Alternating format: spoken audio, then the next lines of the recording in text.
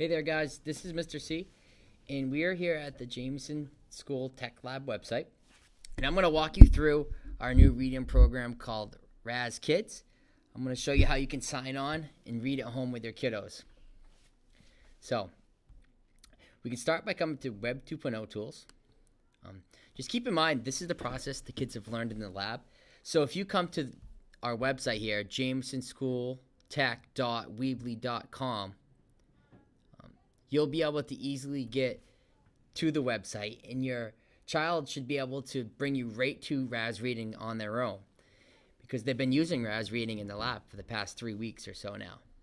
When I get to Web 2.0 tools, I'll scroll all the way down to the bottom. Here's the different tools we use here in the lab, and we're looking for the parrot at the bottom right here, razkids.com.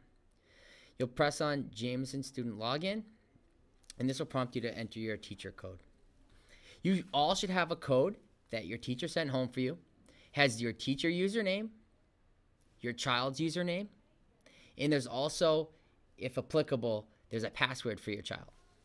So I'm going to use Mrs. Fletcher's account, and it's already right here because Mrs. Fletcher and I share a classroom, and we have a example student that we use for our kids.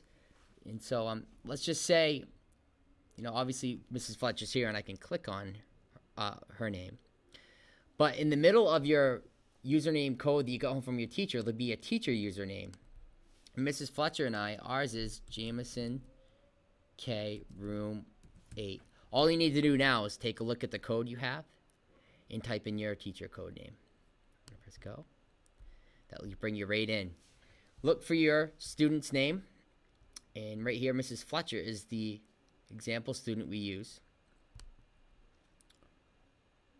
When you come in, this is what their Raz Home looks like. There's assignments. There's a book room. There's a robot builder and a Raz rocket. This will give your your students reading level. And keep in mind, these reading levels, some teachers have done DRAs. We've done various tests to put your child at their appropriate level, which is awesome. So all the books that they read, and this student, Mrs. Fletcher, she'll be reading level D books and working towards level E. So this shows the progress here. As they go through their assignments, which are on this blue planet here, they earn stars. So if they read, they get stars. If they listen, they get stars. If they take the quiz, they get stars. And let me show you exactly how that works.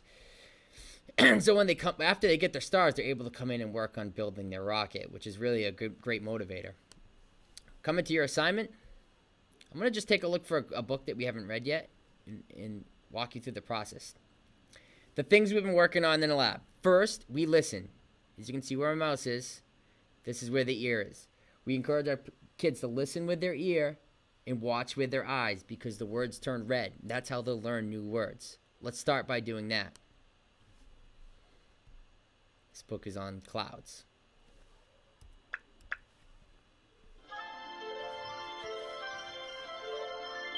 Clouds. Written by Kira Freed. You can see the words turning red right now, and I'm really focusing on those words, listening to them and watching the eyes. Encourage your student to do the same.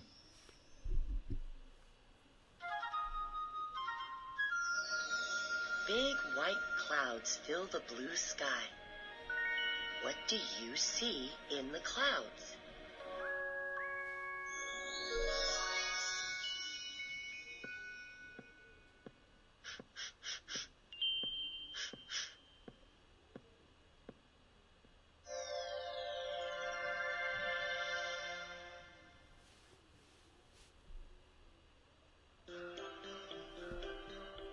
Look at the puffy clouds. Okay, so what I did was I fast forwarded through. So after you're done listening, you'll be at this prompt screen here. There's options. You can go backwards. You can read again. You can take the quiz, but we're not encouraging our kids to take the quiz at this point. What we're encouraging our kids to do is press on the home button. This will bring us back to our bookstore, and look, we just earned more stars for listening to that book. We earned 10 stars. This will go towards the Raz rocket, which is really a great motivator. I'm going to come back down, and I'll see a blue check mark. A green check mark next to the ear shows me that I've read. The next thing that I'm going to do is to read. Let me show you what we've encouraged our kids to do. There's a record function. Now, this doesn't mean that you need to record all the time, but I will show you how to do that right now.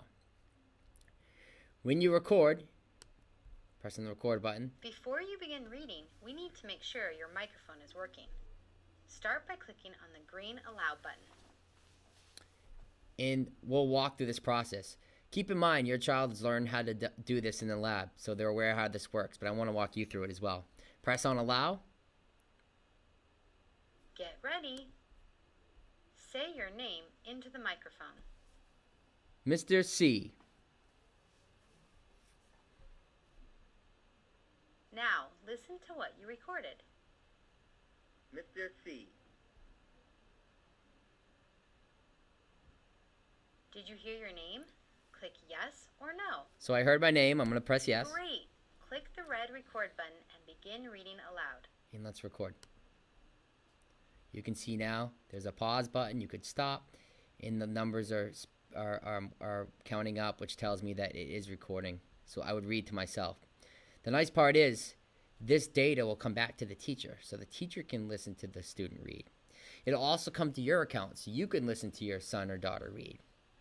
And at the end, we encourage our students to listen to themselves and follow along with their own reading, so they can give themselves a critical eye and self-evaluate their reading.